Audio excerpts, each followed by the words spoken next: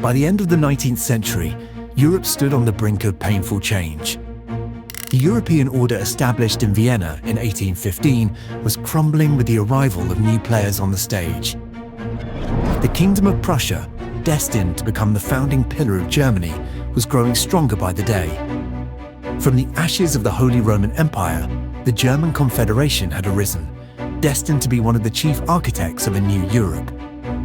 Striving for the unification of the Germans under Prussian leadership, and to make the region a power, Wilhelm I appealed to Parliament for greater military expenditure, invoking the words of Honoré Gabriel Riquetti, Count of Mirabeau, one of the key figures of the French Revolution, who had said, "Other states have an army.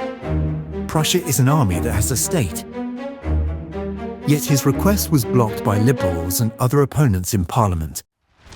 In response, with the support of conservative politicians, Otto von Bismarck, who would go down in history as the Iron Chancellor, was appointed both Prime Minister and Foreign Minister. In one of his first speeches before the Prussian Parliament, Bismarck delivered words that would echo through history, ending with this declaration: "Prussia's position in Germany will not be determined by liberalism, but by power. The great questions of the day will not be decided by speeches and majority decisions, but by iron and blood." Bismarck began his policy of iron and blood with Denmark. The question of the duchies of Schleswig and Holstein had been a source of contention between Germans and Danes for many years, but it had never been resolved until Bismarck's time. The issue dragged on for so long that Britain's Prime Minister, Lord Palmerston, once quipped, "Only 3 people have ever really understood the Schleswig-Holstein business: the Prince Consort, who is dead, a German professor who has gone mad, and I, who have forgotten all about it." The duchies of Schleswig, Holstein, and Lauenburg were majority German in population. As a first step toward German unity, Bismarck wanted to bring these lands under Prussian control. Naturally, England and Sweden opposed Prussia's rise in the North Sea and the Baltic. Confronted with Britain's hostility, Prussia began searching for a friend. France might lend aid, but would almost certainly demand the banks of the Rhine in return. Austria, meanwhile, would not want Prussia to gain the upper hand within the German Confederation, and thus was unlikely to help either. The circumstances pushed Bismarck toward Russia. If the Russians supported the Germans, the opposition of the other powers could be balanced. Yet Bismarck was uncertain how Russia would act if Prussia clashed with Denmark. The Polish uprising of 1863 gave him the very opportunity he needed to secure Russia's hand. Russia's crushing defeat in the Crimean War had reverberated through its internal order. In the aftermath, Tsar Alexander II abolished serfdom on March 5, 1861, freeing the peasants from their bondage to landlords through what became known as the Emancipation Law. The peasants were no longer forced to work like slaves on noble estates. They were also granted land of their own. Inspired by this reform, the Poles rose in hopes of winning similar rights. The Tsar's response was harsh. He sent a massive army into Poland to crush the uprising. Against Russia, all of Europe, except for one state, voiced strong protest. That exception was Bismarck's Prussia. He seized the moment. On February 8, 1863, Prussia and Russia signed an agreement. According to its terms, Prussia pledged not to give Polish nationalists any aid, neither directly nor indirectly. If need be, the two states would suppress the revolt together, and Russian troops could even pursue rebels who fled into Prussian territory. By securing Russia with this move, Bismarck created a vital balance, preventing all of Europe from uniting against him in the campaign he was preparing against Denmark. King Frederick VII of Denmark attempted to enforce the laws passed by the Danish Parliament in 1861 within Holstein and Lauenburg, which were part of the German Confederation. Prussia, whose ties of friendship with Russia had recently been strengthened, objected to this move, thus lighting the fuse that would lead to war. After the reign of Frederick VII, his successor Christian IX adopted a new constitution and sought to implement it in Schleswig as well. This event, which drove the final nail into the coffin, led to the conflict between Prussia and Denmark that will go down in history as the Second Schleswig-Holstein War. For the Prussians, it was an easy victory, and after the war the duchies were to be handed over to German administration. Yet the two seemingly close states, Austria and Prussia, had very serious disputes of their own. The centuries-old Habsburg monarchy was deeply disturbed by the rise of Prussia at its doorstep. The three duchies had been taken from Denmark, but to whom would they belong? Austria did not wish to annex these lands, for the empire already had enough troubles to deal with. However, Austria also did not want Prussia to have them. The German Confederation, composed of the German states, wanted the duchies to be incorporated into the Confederation, and Austria supported this plan. In this way, the territories would not fall to Prussia. The tension over the duchies was resolved thanks to the intervention of King Wilhelm I of Prussia. With the signing of the Gastein Convention, Schleswig and Lauenburg were ceded to Prussia, while Holstein was given to Austria. Yet this episode had already convinced Bismarck that a war with Austria was inevitable.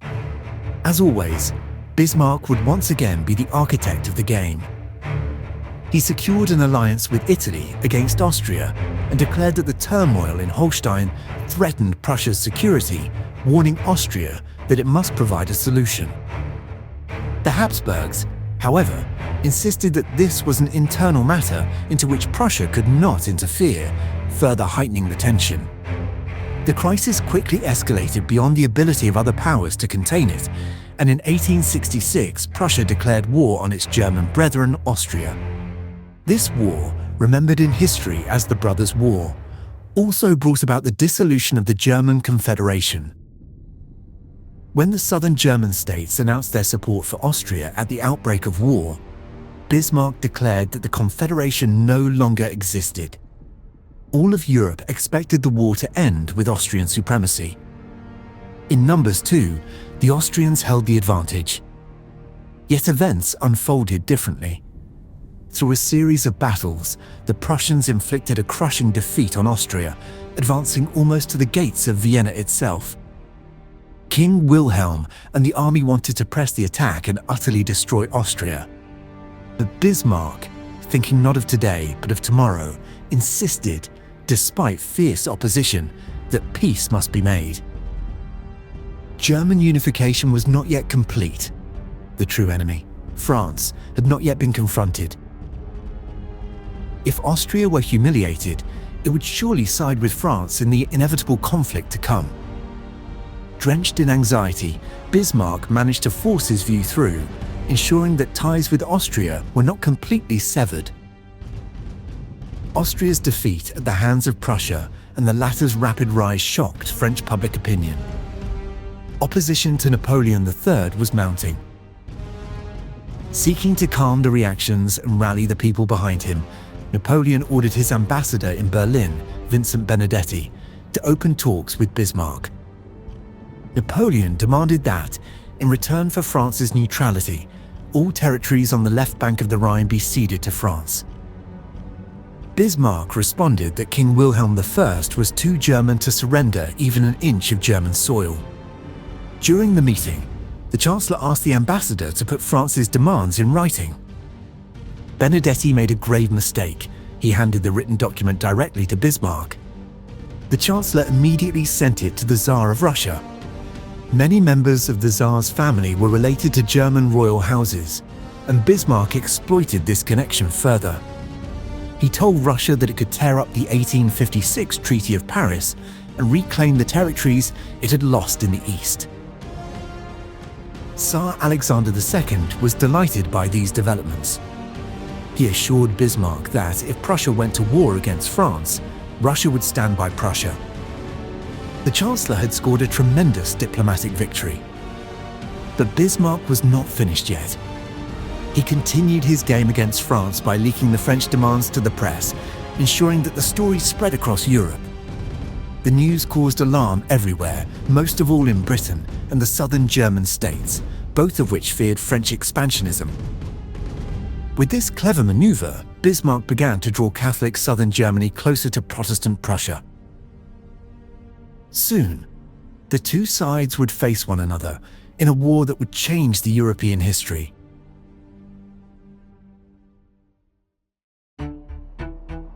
The French entered the war with great self-confidence. Neither the public nor the politicians had the slightest doubt about victory. The streets of Paris echoed with cries of "To Berlin! To Berlin!" In one Parisian bookstore, a volume titled French-German Dictionary for the French in Berlin was proudly displayed on the shelf. Soldiers chatted about which German city they wished to march to, while civilians debated how many days it would take to defeat the Germans.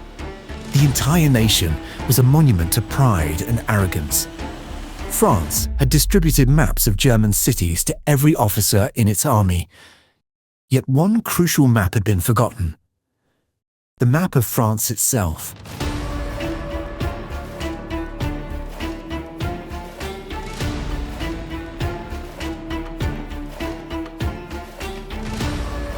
The stones paving the road to a war that would reshape Europe's destiny were laid not with iron and steel, but with paper and ink.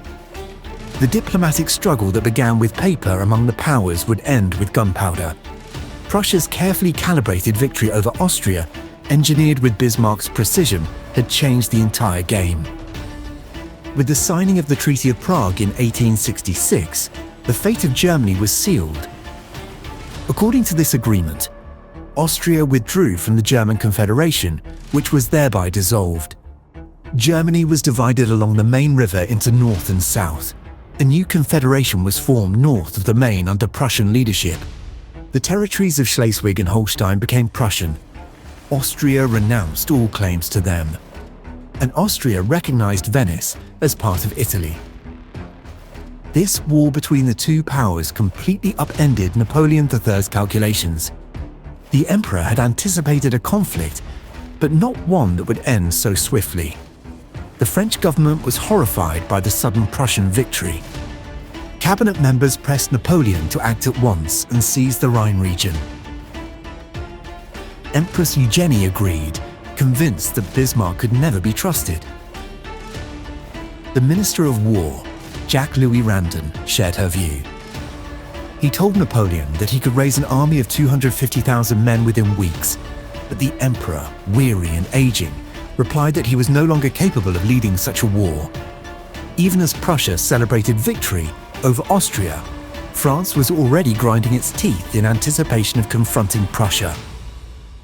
After the Treaty of Prague, Prussia moved to sever the German state's ties with Austria and bind them to Berlin.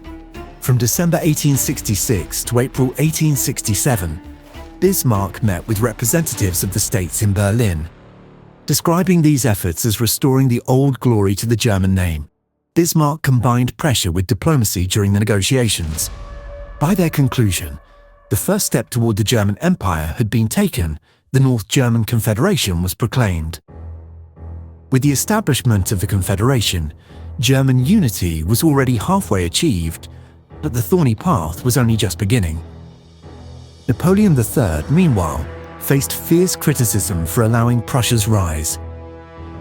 Adolf Thiers, who would later become the first president of the Third Republic, lamented with tears that France had been reduced to a second-rate power. One of Napoleon's close advisors warned him, restrain Prussia's expansion. If war is necessary, do not hesitate. There will never be a greater or more honorable war than this. In September 1865, during a meeting in Biarritz with Napoleon III, Bismarck hinted that France might be allowed to annex parts of Belgium and Luxembourg in exchange for remaining neutral in an upcoming war against Austria. Yet he spoke ambiguously, never committing himself to anything concrete. Napoleon sought to restore his waning prestige through the Biarritz encounter. After all, hadn't Bismarck made certain promises there? But the Prussian statesman had no intention of remembering those conversations. Rejecting the demands of France's ambassador in Berlin, Benedetti, Bismarck firmly declared that not a single inch of land would be ceded. After this rebuff, France made a new proposal in August 1866. Two treaties were to be signed between France and Prussia.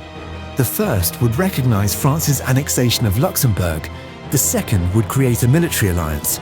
France would take Belgium, while Prussia would extend its dominion to the River Main. To Bismarck, Prussia needed no such alliance, after all. The only power the French truly feared was Prussia itself. He also understood that completing German unification required bringing the Catholic South German states under control, and that could only be achieved through war with Catholic France. Bismarck remarked, "If the French want Luxembourg and Belgium, they should take them themselves." Napoleon, in fact, had set his mind on Luxembourg. Since the Congress of Vienna, Luxembourg had been part of the German Confederation, but was also under the rule of the Dutch crown. When the Confederation dissolved in 1866, Luxembourg was drawn into the North German Confederation, and Prussian troops were still stationed there. The Dutch viewed this situation with growing anxiety. Thus, in 1867, the Netherlands reached an agreement with France to sell the territory for 90 million francs. The news struck the newly formed North German Confederation like a bomb, for a member state had been sold to another power without the Confederation's consent. Prussia objected vehemently, further straining its already tense relations with France. By now, Napoleon III clearly perceived the growing danger of a unified Germany. The political architecture Bismarck was constructing made a war between France and Germany increasingly inevitable. Yet, although most Prussian generals demanded immediate action, Bismarck knew that a war with France would not be easy. Preparation was everything. Every year that Prussia did not fight France, it added more than 100,000 men to its army. Napoleon, aware of this reality, was haunted by the power Prussia had displayed during the Austrian campaign. "There is no room left for another mistake," lamented Adolf Thiers. Napoleon himself had come to the same conclusion. War could no longer be avoided. Measures had to be taken. The first step was reforming military recruitment.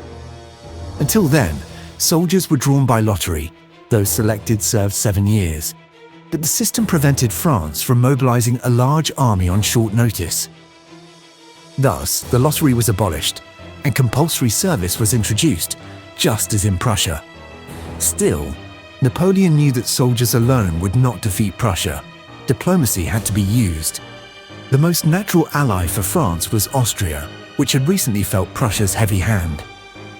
Napoleon approached Vienna with an alliance offer, but received an unexpected refusal.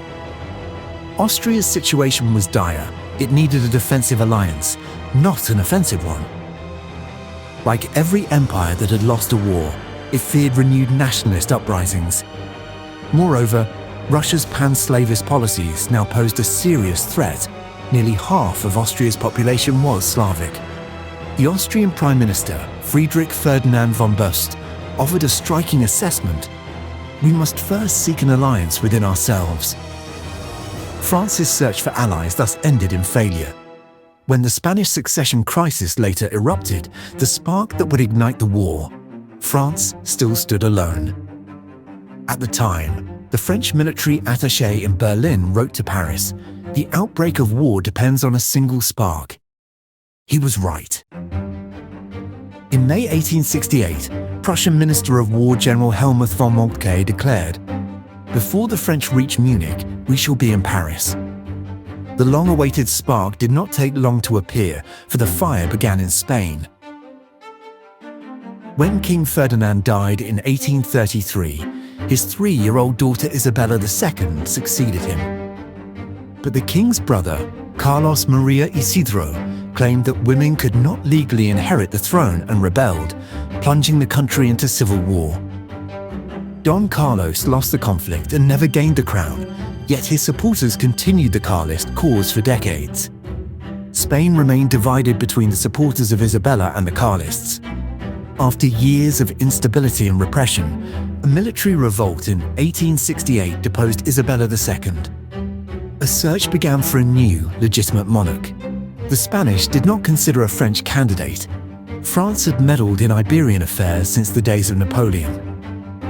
Instead, the new government looked north to the Hohenzollern dynasty that ruled Prussia and offered the crown to Prince Leopold of Hohenzollern-Sigmaringen. The prospect of Leopold ascending the Spanish throne alarmed Napoleon III, who saw France encircled by Hohenzollerns from both north and south. Recognizing France's discomfort, Bismarck, who now judged the time ripe for war, pressed the issue, urging Leopold to accept the crown. But Leopold declined, and King Wilhelm, unwilling to provoke a crisis with France, refused to support the plan. The war Bismarck desired seemed to slip through his fingers. The French had won this round, and the Chancellor's ambitions appeared thwarted. But Bismarck was nothing if not persistent. In early 1870, the Spanish government renewed its offer to Prince Leopold, this time under Bismarck's influence. Leopold again refused. Yet Bismarck kept pressing both Wilhelm and Leopold relentlessly, until finally, on the third attempt, the prince agreed to accept the Spanish crown. The news that Prince Leopold had accepted the crown of Spain hit Paris like a bomb. France's ambassador in Madrid warned Marshal Prim, the man behind Leopold's selection, under the present circumstances, the choice of a Prussian prince cannot fail to produce extraordinary consequences. The Spanish crisis threw France into complete turmoil. In a fiery speech before the chamber, Foreign Minister Duc de Gramont declared, "We cannot believe that a neighboring nation would disturb the balance of power in Europe to our detriment, that it would endanger France's interests and honor, or that it would try to impose such a situation upon us. We are firmly convinced that this will not happen. To prevent it, we trust in the good sense of the German people and in the friendship of the Spanish people. But if events should unfold otherwise, we shall fulfill our duty without hesitation and without weakness." Gramont's words set the assembly ablaze. Deputies rose to their feet shouting, "Vive la France! Vive l'armée! Vive l'empereur!" A feverish war spirit swept through France. When these declarations reached Prussia, Bismarck turned to the king and said only one thing: "We must order mobilization at once." France began to exert heavy pressure on Prussia to withdraw Leopold's candidacy. After nearly a week of tension, King Wilhelm advised Leopold to renounce the Spanish throne. On July 12, 1870, Leopold's withdrawal was officially announced. Bismarck was stunned. The moment he heard the news, he felt as though he had been struck by lightning. He even considered resigning. "We have received a slap from the French," he fumed, "and our meekness has brought us so low that if we were now to declare war, it would seem as if we were seeking a fight. Yet only war can wipe away this black stain. It is impossible for me to remain Chancellor under these circumstances." But fortune was not done with him yet. It would soon hand Bismarck the opportunity he had been waiting for. France, intoxicated by its diplomatic victory, went one step too far. On the morning of July 13th, French Ambassador Benedetti visited King Wilhelm, who was taking the waters at the spa town of Ems. He demanded a formal guarantee that no Hohenzollern prince would ever again be a candidate for the Spanish throne. The king, taken aback by the request, replied that he could give no such guarantee, neither for himself nor for others. When Benedetti pressed the demand a second time, Wilhelm ended the conversation and refused to see him again. Wilhelm reported the entire exchange to Bismarck through his aide Heinrich Becken, sending what would become one of the most consequential telegrams in history.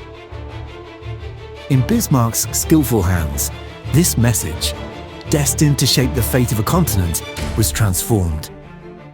The French had indeed made demands under the threat of war, and Wilhelm had refused them. That much was true. But Bismarck shortened the telegram, cutting out the conciliatory phrases and emphasizing the confrontation. In his edited version, Benedetti appeared far more insolent, and Wilhelm far more defiant. This subtle manipulation turned the telegram into a national insult, a deliberate provocation that would push France into a fatal blunder. "It will have the effect of a red rag on the Gallic bull," Bismarck remarked with satisfaction. The altered version of the Ems dispatch was released to the press the next day, and exactly as Bismarck predicted, it exploded across Europe. The bomb detonated on a symbolic date, July 14th, the anniversary of the French Revolution. On their national day, the French awoke to what they saw as an unforgivable humiliation. Before even hearing the full story from Ambassador Benedetti, the nation was in uproar. In Paris, crowds filled the streets, surging toward the Prussian embassy in fury. The Ems telegram caused shockwaves not only in France but also in Germany. For the proud and independent South German states, the issue was now one of national honor, of Germanness itself. That same day, the Prussian envoy in Paris was ordered to leave the country immediately. Across both nations, patriotic songs filled the streets as citizens cursed their enemies. The Rubicon had been crossed. On July 15th, France issued the order for general mobilization.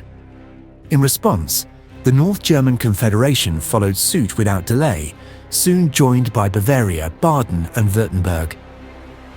The French army in peacetime numbered over 400,000 men, composed partly of regular troops and partly of conscripts drawn by lottery. Many believed that number should rise to 1 million. But France was also forced to station troops in its restive colonies, especially in Algeria, and thus could muster only 290,000 men against Prussia. Seeing the danger, Marshal Adolf Neil moved quickly to introduce reforms, creating a system of compulsory military service modelled on Prussia's, but shorter in duration. Men previously exempt from service were drafted into a new force, the Garde Mobile. France's answer to the German Landwehr, a national guard designed to reinforce the main army. Calculations aimed for a total strength of 800,000, but the reforms were incomplete when war erupted. France was about to enter the conflict in a state of utter disarray, without its reserves, without full mobilization, and without a clear plan. The Prussian army, by contrast, was far more orderly. It was directed by the General Staff under General Helmuth von Moltke. Moltke made heavy use of new technologies, especially railways and the telegraph, to coordinate and accelerate the mobilization of large forces. The French war plan had been drawn up by Marshal Niel. The original aim was the Rhineland. That plan was abandoned, however. It was expected that the South German states and Austria would take up a revenge war against Prussia once the German revolt flared. The French would join them and, together with Austro-Hungarian forces, liberate all of southern Germany. Napoleon and his command, however, misread the situation. Whatever else happened, the southern Germans would act as Germans, and Austria, in its present state, had no desire to enter such a war. From start to finish, the war proved a disaster for France. The first attack came from the French. An advance into the Saar penetrated a few kilometers, but the French progress was short-lived because of severe strategic and intelligence errors. Under Moltke's command, Prussia counterattacked and began to inflict a terrible defeat on the French. In a series of August battles, the Prussians achieved successes on French soil. The unwarranted confidence of some French generals, combined with Prussian superior coordination, forced the French army to retreat. But the worst was yet to come for France. Napoleon and Marshal MacMahon formed the Army of Chalons to rescue General Bazaine, who had been trapped at Metz with tens of thousands of men. Napoleon personally directed the army alongside Marshal MacMahon. The Army of Chalons moved toward the Belgian frontier. The Prussians used this maneuver to encircle the French. Moltke, with the Prussian Third Army, advanced on Napoleon and his force and caught them on the 30th of August at Beaumont. In that first engagement, the French suffered some 5,000 casualties and then fell back towards Sedan. Reforming at Sedan, the French were still unaware of the full scale of the disaster about to overtake them. The approaching Prussian forces immediately surrounded the town and, together with Napoleon, closed the ring around the French army. The king ordered the army to withdraw before being completely encircled. But by then it was too late. On the 1st of September 1870, the day Napoleon's name would be erased from history, the French army fought with heroic courage. Prussian commander von Moltke unleashed a force of 200,000 men and 800 guns against the French at Sedan.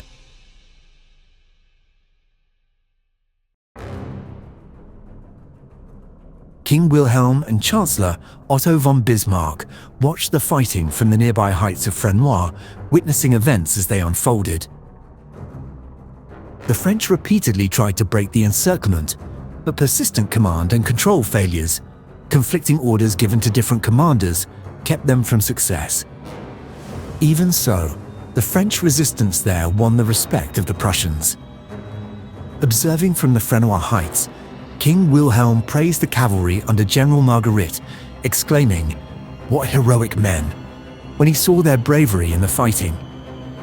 Napoleon, who had been in a dreadful state even on the first day of the war, did not wish to see more bloodshed. To spare his troops further slaughter and to avoid the shame his generals might feel at surrendering, he decided to allow himself to be taken prisoner. That afternoon, Napoleon sent a note to King Wilhelm of Prussia. Mon frère, puisque je n'ai pas réussi à mourir au milieu de mes soldats, il ne me reste plus qu'à placer mon épée entre tes mains. At 8 o'clock the next morning, the Emperor stepped into the carriage that would take him to King Wilhelm's headquarters. Upon hearing that Napoleon was on his way, Chancellor Bismarck rode out to meet him. The two men met in a small house and spoke with mutual courtesy about the war. Yet when Bismarck realized that the Emperor hoped to negotiate personally with the king, he told him bluntly that Wilhelm would only receive him after he had signed an unconditional act of surrender. Around noon, General de Wimpfen and General von Moltke signed the terms of capitulation in the presence of both the Emperor and the Prussian king.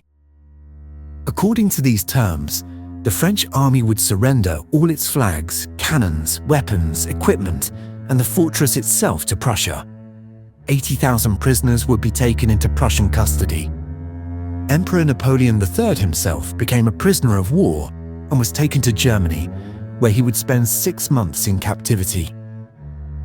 When Empress Eugenie received the news that her husband and his army had been captured, she was devastated.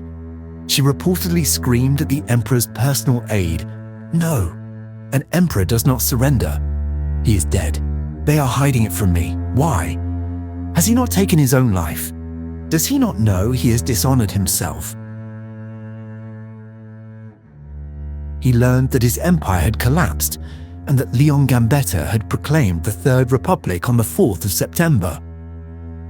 Seeing the angry crowds gather near the palace, Eugenie fled, unwilling to share the fate that had befallen Marie Antoinette nearly a century earlier.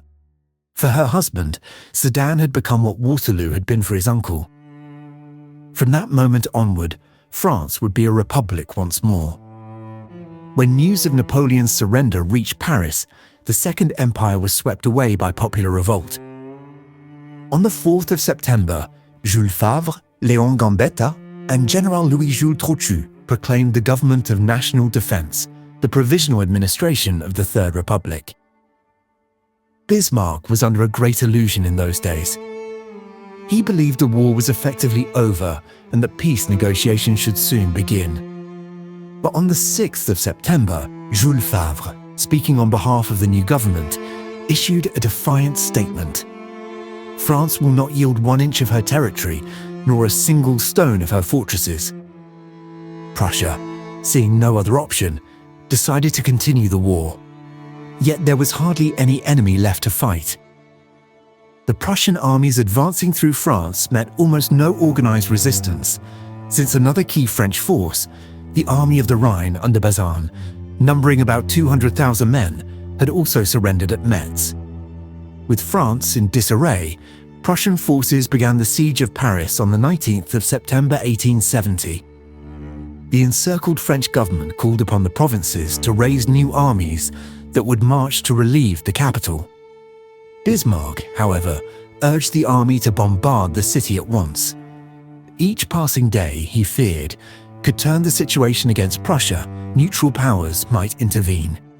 The Chancellor insisted that the war must be ended as swiftly as possible. But the Prussian High Command refused, citing moral reasons, and no devastating bombardment was carried out. Conditions inside the besieged city grew horrific. Hunger, cold, and disease tormented the population, yet resistance against the Germans remained fierce. Still, Paris could not hold out forever. On the 26th of January 1871, the Government of National Defense entered into an armistice with the Prussians. Public opinion in Paris was violently opposed to any surrender or concession, but the government realized it could no longer sustain the defense.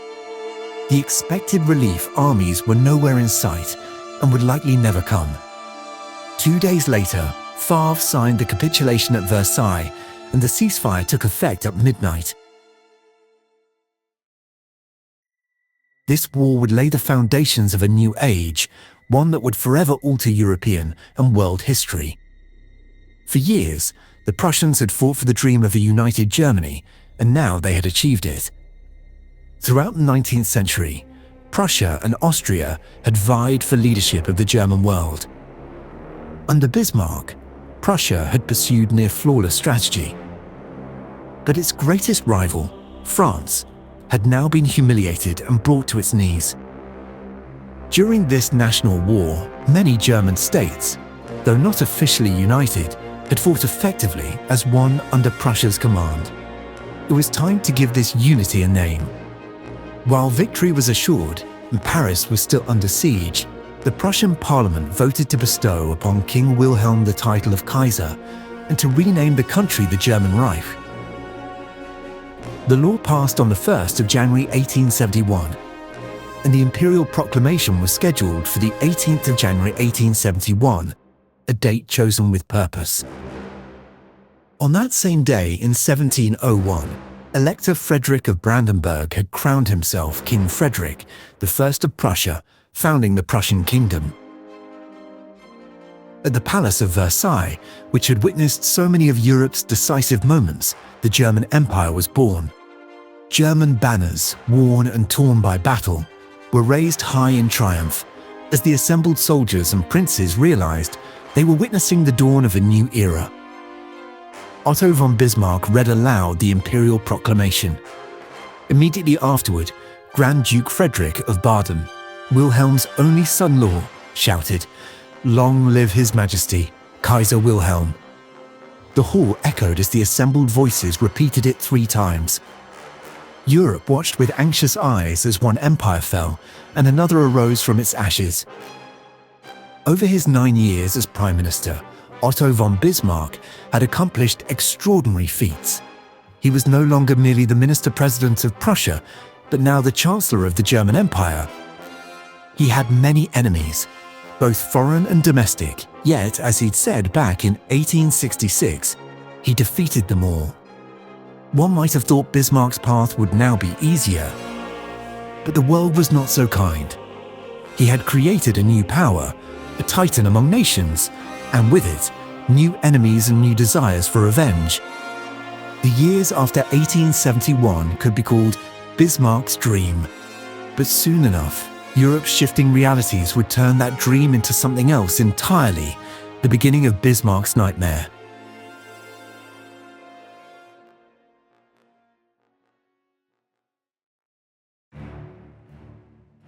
The German Empire, built by Bismarck through the defeat of France in the War of 1870–71, would transform the balance of power in Europe.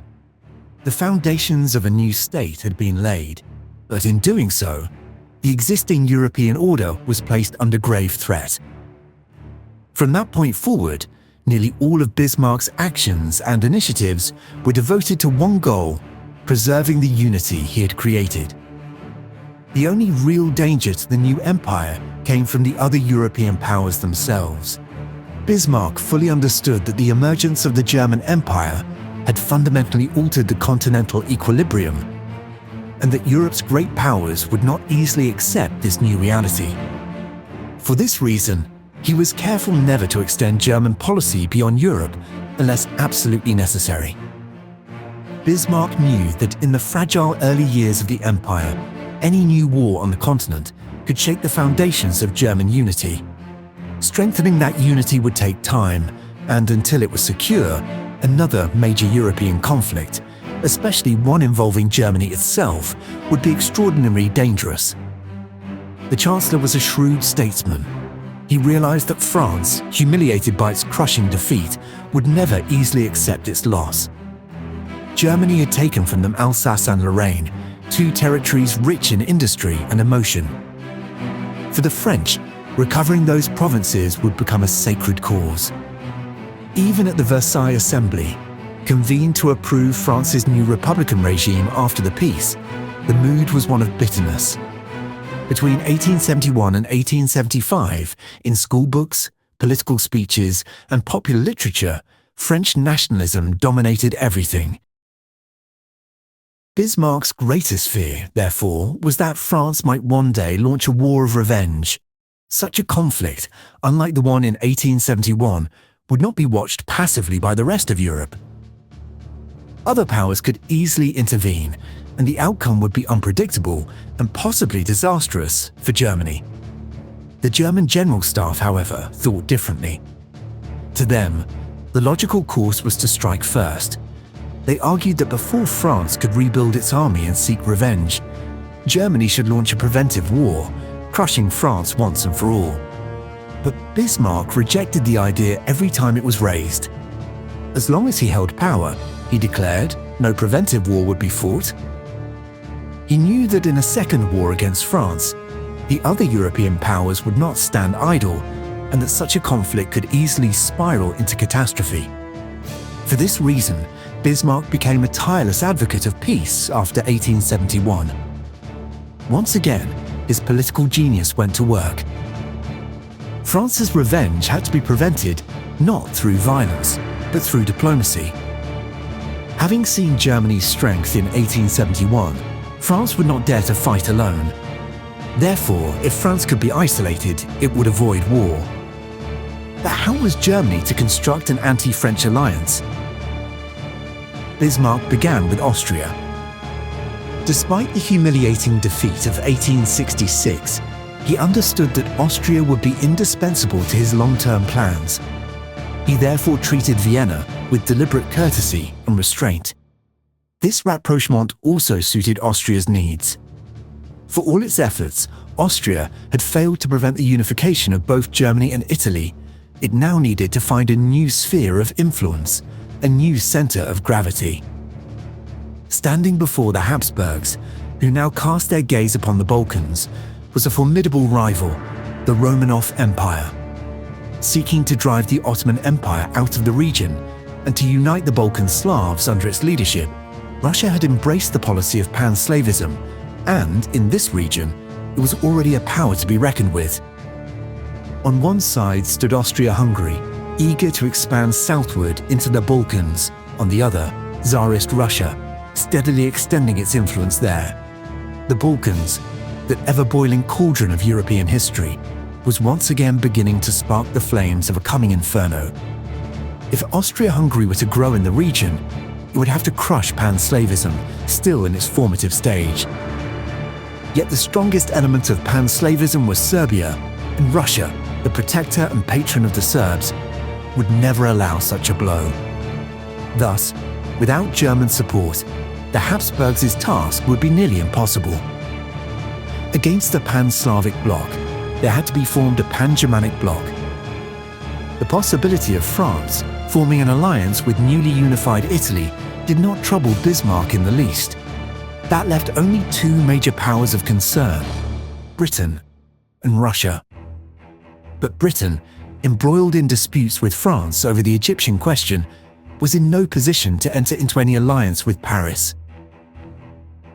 For Germany, the true danger lay in the east, in Russia, the vast empire of the Romanovs, rich in population, land, and ambition.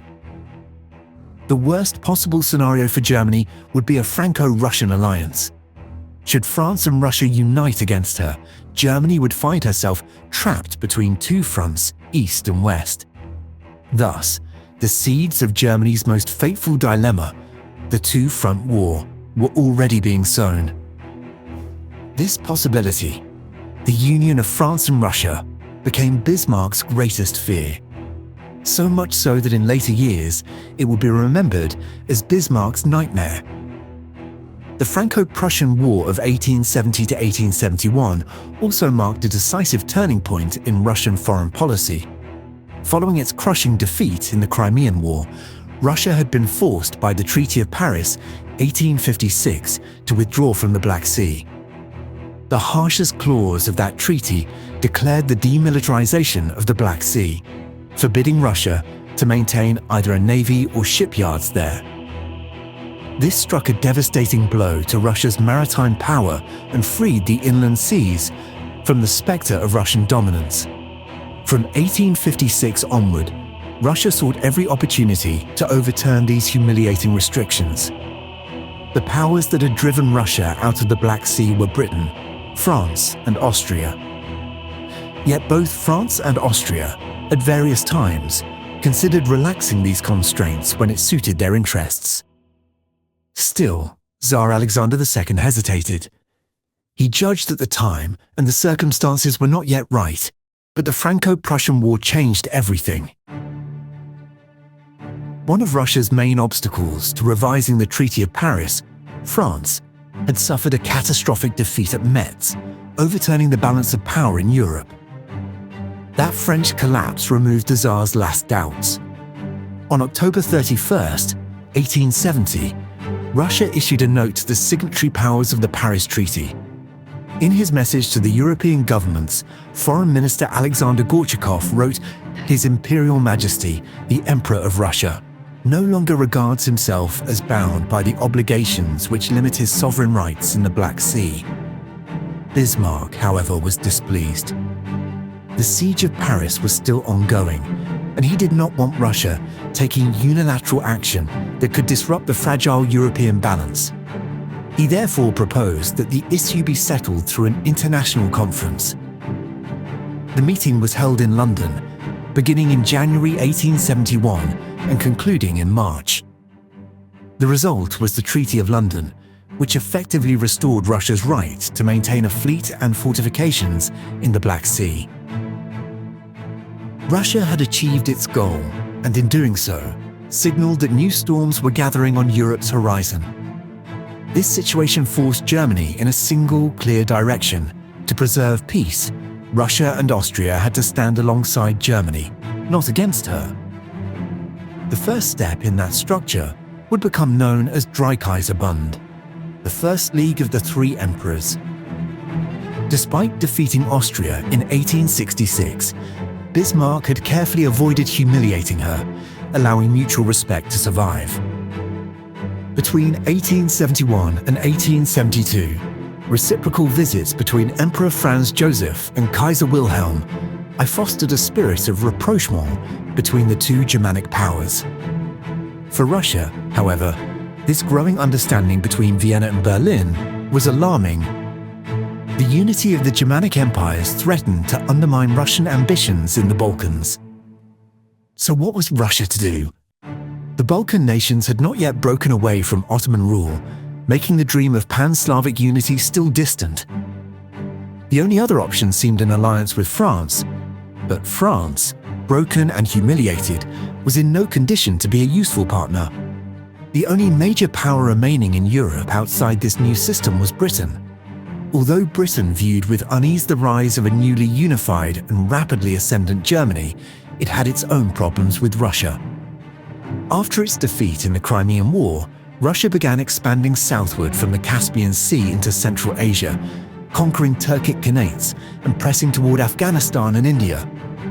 The Tsar's empire also dreamed of extending its influence into Persia, placing it dangerously close to Britain's most prized possession, India. Having been humiliated in the Crimea and denied a naval presence in the Black Sea, Russia could not hope for an alliance with Britain, the very power that had once played Europe's arbiter. By the early 1870s, the Russian Empire stood isolated. To escape this isolation and regain diplomatic weight, the Tsarist regime sought closer ties with the pan-German bloc. Bismarck's long-cherished dream was thus beginning to materialize. In 1873, the emperors of Germany, Austria-Hungary, and Russia met to discuss Europe's political future. Although no formal treaty emerged from the meeting, the three powers agreed to pursue a common policy in Europe. Germany had successfully drawn Russia into its orbit, leaving France completely isolated. Yet this alliance, like so many in history, was doomed from the start. The Three Emperors League would collapse at the first tremor, during the crisis that history remembers as the Eastern Crisis. The 19th century was the century of Balkan uprisings. What began as a modest Serbian revolt would prove a harbinger of dark days for the Ottoman Empire. The Greek War of Independence had already drawn Europe into the region's turmoil, and by the 1870s, the situation had become even more volatile. Encouraged by European support, Balkan nations sought to break away from the Ottoman state and establish their own kingdoms. And now, they found the perfect opportunity. The Ottoman treasury, burdened by the foreign debts accumulated since the Crimean War, was thrown into chaos when a severe drought struck in the early 1870s. To compensate, the government increased taxes in other provinces, a move that proved disastrous in the Balkans, where unrest was already simmering like a powder keg. The final spark was struck in 1875 when an uprising broke out in Herzegovina, supported by Russia. At that time, Sultan Abdelaziz made a crucial mistake. Influenced by the Russian ambassador Ignatieff, he appointed Mahmud Nedim Pasha as Grand Vizier, a man so pro-Russian that he earned the nickname Nedimov, convinced that the Herzegovina affair could be settled within a week. Nedim Pasha underestimated the crisis and only deepened it. Not only did he fail to suppress the rebellion, but he also allowed it to spread. Despite the Ottoman army's efforts, the revolt escalated beyond control.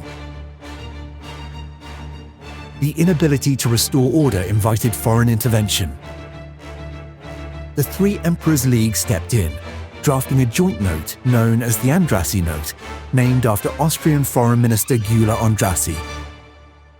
The proposal sought to pacify the region by granting limited rights to local populations, but the rebels rejected it outright. Early in 1876, a Bulgarian uprising followed, plunging the Balkans into chaos. With Russian encouragement, Serbia and Montenegro declared war on the Ottoman Empire in July 1876. Confident of an easy victory, Tsar Alexander II sent General Mikhail Chernihiv to command the Serbian army. This move alarmed Austria-Hungary. If the Slavs won, Russian dominance in the Balkans would be inevitable. Aware of this tension, Russia sought to reassure Vienna. Under Kaiser Wilhelm's mediation, Tsar Alexander II, Emperor Franz Joseph met and reached an informal understanding, the Reichstadt Agreement. They agreed that, in the event of a Serbian or Montenegrin victory, the post-war settlement would be decided jointly, and that if war broke out between Russia and the Ottoman Empire, Austria would remain neutral. However, since the understanding was never put in writing, it later became the source of serious disputes between the two empires. The agreement assumed that the Ottomans would be swiftly defeated, but the opposite occurred. Though the Montenegrins scored some early successes, they could not sustain them, and the Serbs suffered crushing defeats. Two states that had counted on the sick man of Europe being an easy foe were now utterly routed. The Serbs, facing annihilation, sued for an armistice. The Ottoman Empire, confident after its victories, sought harsh terms that would permanently cripple Serbia. But the European powers, viewing this as arrogance, turned against the Porte. Public outrage also flared across Europe over the Bulgarian massacres, which were reported with horror in the Western press. Russia seized the opportunity, pressuring the Ottomans to accept a ceasefire under threat of intervention. Reluctantly, the Ottomans agreed. When the Serbs resumed hostilities, this time under Russian protection, they were again defeated. The European powers, alarmed by the instability, decided to intervene diplomatically and convened an international conference in Istanbul. On December 23, 1876, as the Istanbul Conference opened in the Ministry of the Navy building at the Golden Horn, the delegates heard cannon fire from outside. The Ottoman Foreign Minister, Safet Pasha, explained its meaning. The Sultan had just proclaimed a constitutional monarchy. The Ottoman Empire was now to be governed by a constitution and a parliament, limiting the Sultan's absolute power. In theory, the empire's diverse peoples, including the Balkan Christians, could now express their demands through the parliament. From the Ottoman point of view, this made the conference's proposed minority reforms unnecessary. But the European delegates were unimpressed. They viewed the new constitution as a last-minute ploy and greeted it not with admiration, but with cold indifference. During the Istanbul Conference, even Britain, long considered the Ottoman Empire's lifeline against Russia, took a stance against the Porte. The resolutions adopted there were devastating for the Ottomans. The borders of Serbia and Montenegro were to be expanded. Bosnia and Herzegovina were to become autonomous provinces, whose governors would be appointed with the approval of the European powers. These provinces would maintain local militias, and 1/3 of their taxes would be spent locally. Bulgaria would be divided into two provinces, Eastern and Western Bulgaria, each governed by a Christian administrator. The same model of autonomy proposed for Bosnia and Herzegovina would apply to Bulgaria as well. Furthermore, all reforms in these regions would be carried out under the supervision of international commissions composed of representatives of the great powers. For a sovereign state, these terms were intolerable. Lord Salisbury worked tirelessly to persuade the Ottomans to accept them, even submitting a detailed memorandum to Sultan Abdul Hamid II. He warned that rejecting the proposals would mean war with Russia, that the Ottoman Empire would stand utterly alone, and that it would be attacked from all sides and ultimately partitioned.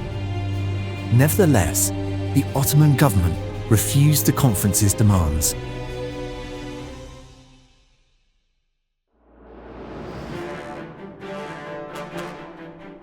The conference had revealed to all of Europe the full extent of Russia's expansionist ambitions. It became clear that restraining the Tsarist Empire was no longer possible. The Three Emperors League, tested by its first real crisis, began to fracture. Austria-Hungary, realizing it could not halt Russia's advance, sought at least to slow it through compromise. Bismarck, striving to preserve the League, supported this conciliatory approach between Vienna and St. Petersburg. Before the conference dissolved, the two powers reached an understanding on the 15th of January 1877, known as the Budapest Convention. According to the agreement that was signed, Austria would take control of Bosnia and Herzegovina, while in return, Russia would be given freedom of action in the Balkans. Yet, this freedom came with one crucial condition: no single, large Slavic state was to be established in the region. However, even as the two powers put their signatures on the agreement, they had absolutely no trust in one another. The European powers gathered in London and, on March 31, 1877, presented the Ottoman Empire with a set of conditions similar to those they had proposed at the Conference of Istanbul, demanding their acceptance. If these terms were rejected, nothing more could be done. Indeed, when they were rejected, one of the bloodiest wars in Turkish history would erupt.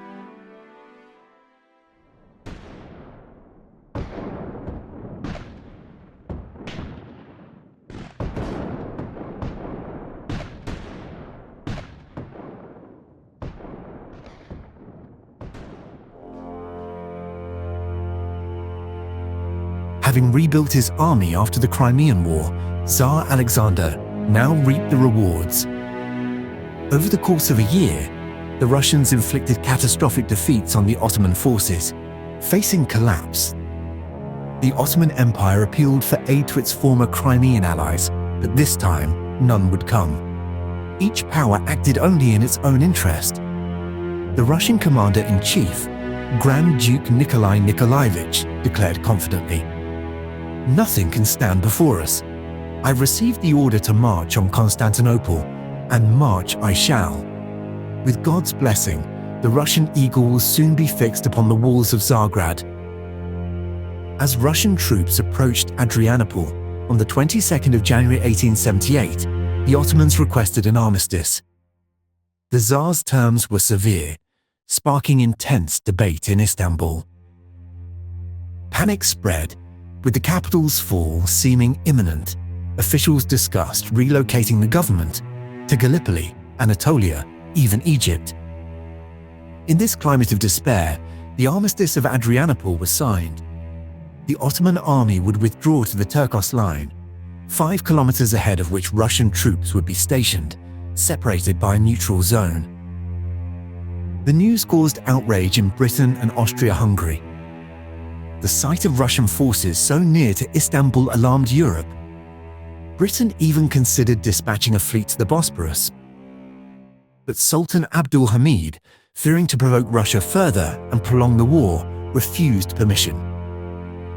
Peace was signed at San Stefano, just outside Istanbul. The resulting treaty stripped the Ottoman Empire of nearly all its Balkan territories.